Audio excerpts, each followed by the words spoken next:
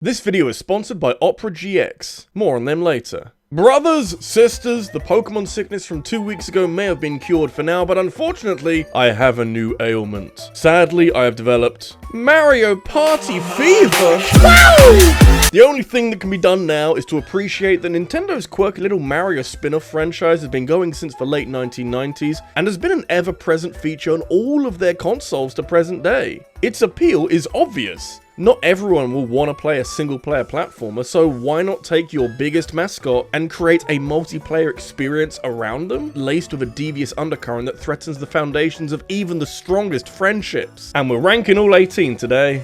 I'm sure some good will come from it. And to be fair, some good has already come from it because this video is sponsored by Opera GX, the specially curated version of the Opera web browser for gamers, available both on desktop and on mobile. I've been using Opera GX since they sponsored the show sometime last year, and I can honestly say that I've never used a web browser that is more fitted to my needs before. Opera GX is big on customization, so I can browse the web surrounded by my favourite themes and colours, with the options of dark mode or even light mode if you're a psychopath. The GX Corner is my go-to home for upcoming game releases and also some free online games for when I need something to play at a moment's notice. Monochromos is some good stuff. Plus you got this cool sidebar on the left with integrated social media channels. You can access stuff like Twitter and Discord super fast. And just a little below that, you can play some tasty tunes through your favourite music streaming services like Spotify or YouTube Music. If this all sounds awesome to you and you fancy moving over to a web browser full of funky features, then you can go to mtchm.de/r4143 or click the link in the description to download Opera GX now. There's also a QR code on screen if you want the mobile version as well. Thanks again to Opera GX for sponsoring this video. Anyway, let's get this party Mario'd! Yeah! You'll soon come to realise that Mario Party is a very inconsistent franchise. The good games are great, and the bad ones are so baffling that you'll wonder how professionals made enough terrible decisions to bring something so awful into reality. And Mario Party Advance is, at most times, truly shocking.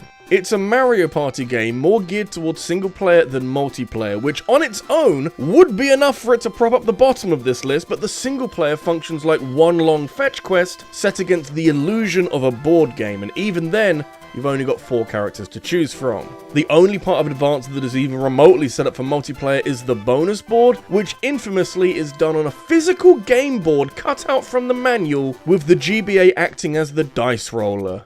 Wow, really pushing the limits of the console here. I think Mario Party E can count itself very lucky that Advance was so misguided, since under normal circumstances, I'd never dream of putting a GBA game lower than an e-reader game. This almost isn't a Mario Party game, since the way it works is that the e-reader side of things handles the mini-games that you play at the turn of a real-life board game, so the actual video game is just a collection of mini-games that you can access by swiping cards. It is fine, but obviously very bare bones and a jarring change for Mario Party, just so it can incorporate what ended up being another ill-conceived gimmicky piece of Nintendo tech. At least it's consistent? And you can't get more consistent than a minigame compilation which features 100 of the best ever Mario Kart minigames and nothing else. Okay, so there is one board map, so there is something to be done here, but stripping away 90% of what made Mario Party fun is a really stupid idea that is putting way too much stock into its lineup of minigames, which are good for the most part, but there simply isn't enough variety for the top 100 to keep your attention for more than an hour at most. It's nice to see Nintendo reference older games, but not like this. If you mostly stayed away from console Mario Party games in the early 2010s since you preferred handheld gaming, then playing Island Tour on the 3DS in 2013 would have been a very rude awakening for you. The first major issue is that the single player is stripped bare, which may not sound like a big deal, but it makes up a lot of the experience for someone not surrounded by friends or siblings 24/7. When you are playing with other humans, the boards are lifeless and forgettable, and I didn't like a lot of the mini-games in Island Tour, which for a 3DS game where you can get really creative is seriously bad. This franchise has never truly thrived on a handheld, but between Island Tour and Advance, you've got 2 games that really don't get the most out of their hardware.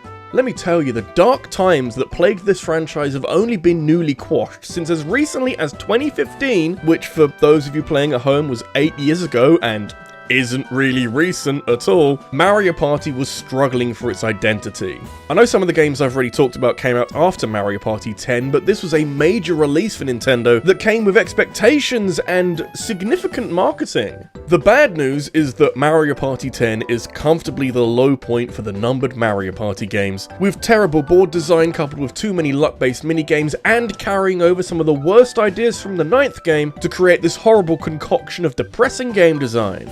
The good news is that Nintendo bottomed out with this game and tried hard with the next game to improve. Luckily, the worst of this has never been seen again, and may it stay that way.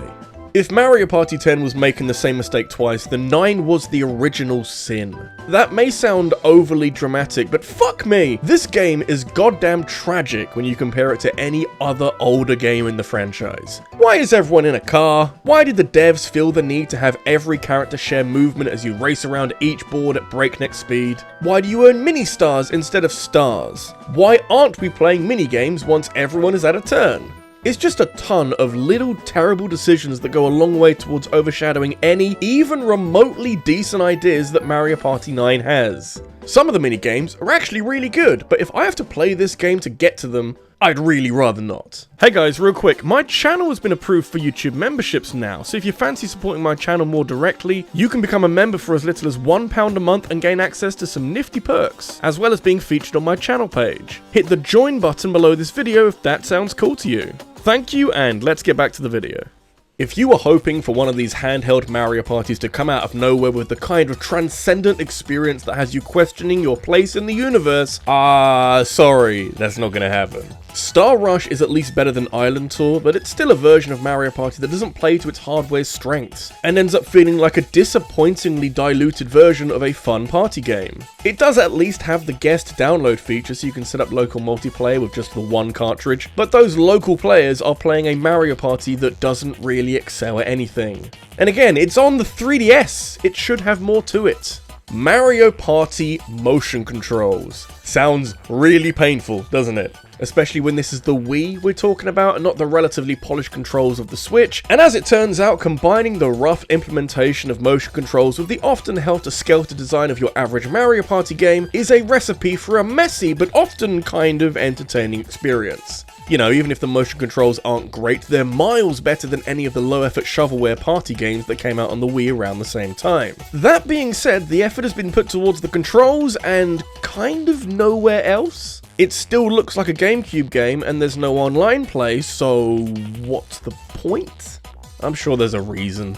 And the best handheld Mario Party is probably the DS one? I don't know, honestly, they all kind of mesh together after a while, but I do remember enjoying the mini-games in this one a lot more than in the other handheld games. Not too sure why, but I feel like this game uses the DS's unique features in more creative ways, and is able to blur the line between what you'd expect from a console Mario Party and the restrictions of a handheld. I also like how the boards all have one central theme, with the Mario characters being shrunk down and having to navigate normal environments that now seem much larger, including Bowser's pinball machine, and I will always have time for pinball in Mario games. What a time it must have been in 2005 as a Mario Party fan. Not only did you have the worst Mario Party game released on the GBA, but the console games began a gradual decline in quality that would culminate in the spawn of Satan, but start with the comparatively decent Mario Party 7. Or as I remember it, the one with the microphone! You want to talk about gimmicks? Nothing really stands out as particularly amazing or horrendous in MP7, but the voice-controlled minigames. I'm gonna repeat that for added gravitas. The voice-controlled minigames. Yeah, they're about as good as you'd expect 2005 voice controls to be.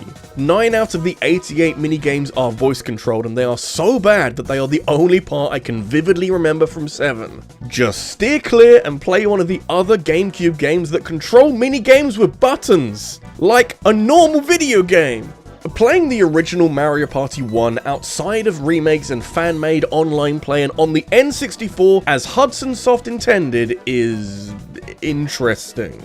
Definitely gives off a lot of early franchise vibes where the devs are still working out how they want everything to work, and since they haven't quite got the balance right, you've got some really boring boards and chance time is everywhere, and some of these minigames are either too luck-based or require so much button mashing or stick spinning, and Wario is incredibly German for some reason. And while you might think that all of this would count against Mario Party 1, there's a lot of charm to its archaic design.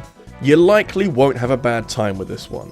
I grew up with Mario Party 4, so obviously I'm going to be a little biased towards it. The N64 games are so solid that any game on a new console had a lot to live up to, while also needing to prove that it's getting the most out of the GameCube. And while I don't think MP4 is the game that says, wow, this is what next-gen Mario Party is capable of, it is perfectly not bad. The biggest crime is probably the board design, which may seem varied with 6 different themes, but I never liked how you're moving on this metal walkway instead of paths built into the environment itself. It just feels a bit lazy. Graphically it's a step up, but a lot of the characters look dead inside, and that kind of sums up the whole game. Looks nice in places, kinda dead in other places. It's weird, but Super Mario Party feels like it was a long time coming. It was only 3 years since the last mainline Mario Party game, but that was 10, and before that you'd have to go back 11 years until you find some kind of normality with Mario Party 8. So Super Mario Party had a lot to live up to, and did it stick the landing? Yeah, kinda. My experience of SMP is a little skewed because I went to a bunch of Nintendo events that just went over the mini-games, which are pretty good and have much better motion controls than MP8, but the overall partying isn't quite as good. 4 boards aren't anything special, but the big downside was this game only getting online play 2 years after the game first came out. It's good that you can finally do this, but you're telling me it took 2 years to put this together? Nah, I ain't having that. I feel like I say this a lot lately, but whenever a franchise has a bold reinvention of itself, a lot of the rough edges can be solved in the sequel.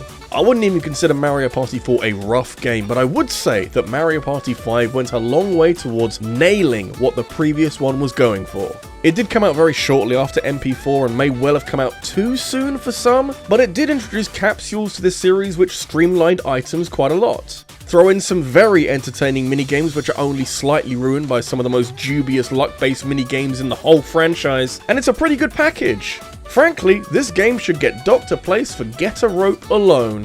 What the fuck is going on here? Mario Party 3 is the game that went a bit loopy with the coins. It had the Game Guy space, which forces you to gamble all of your coins for potentially twice as many, but usually you just lose them all since most of the minigames aren't very kind. Lucky 7 is a joke though, since you only have to roll higher than Shy Guy from 2 dice, and if you roll a 7, you get 10 times the coins automatically. So yeah, the game balance isn't great in Mario Party 3, but as the third N64 Mario Party game, and benefiting from all the polish that comes with that, the dodgy game balance is probably my only real complaint. It's the game that brought Daisy and Waluigi to the party. What's not to love?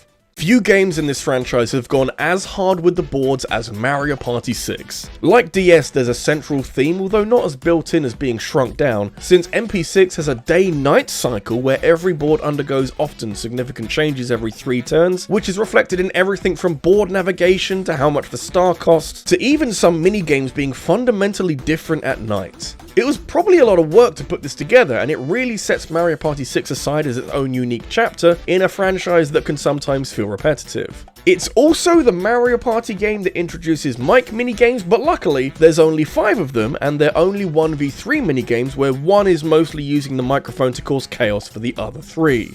Why Mario Party 7 didn't stick with a winning formula is anyone's guess. On the face of it, Mario Party Superstars is dangerously similar to the top 100. You even have an exact total of 100 minigames curated from older games, but Nintendo learned their lesson since these minigames have been joined by 5 boards from the first 3 Mario Parties, and I can't tell you how much of a difference that makes. Now you've got the proper backdrop on which to enjoy all of these minigames, and it really does feel like more of a celebration of older Mario Party and less like a minigame compilation. Focusing on the first 3 games lets Superstars ignore some of the later games which are more focused on motion controls and other gimmicks, and it helps give you a really thorough Mario Party experience. If you played this with friends, they may still be friends with you afterwards, as long as you didn't end up playing tug of war and forcibly putting holes in hands and drift in Joy-Cons. I don't think the perfect Mario Party game has been made yet, mainly because this game rides a fine line with random chance and that doesn't tend to wash well with some people, but I still think that Mario Party 2 has come the closest. Again, it's the sequel to a bold new concept that irons out a lot of the issues, and even though the rough aesthetic has been retained from the first game, Mario Party 2 is full of inventive new ideas and buckets full of charm and a lineup of mini-games which has to be in the running for the best in the series. Every board comes with costumes and a loose story about stopping Bowser from being a dickhead, and Mario has a gun! And it all helps load on the charm. It's goofy in a lot of places, but perfectly in character for the wackiness that is naturally generated from playing with a group of friends. A better party you will not find anywhere else. So that's all the Mario parties. How did I do? Is there a different game you'd put at number 1? Let me know in a comment down below. And if you had fun, make sure you leave a like and subscribe for more videos just like this, and hit the bell for notifications of every new upload. If you need something else to watch right now, I talked about the worst Pokemon last time, and I also want to thank my top supporters on Patreon, including AJ887, Blue Catarade, and Devon Hutt. Thank you for watching, and I'll see you in the next one. Take care.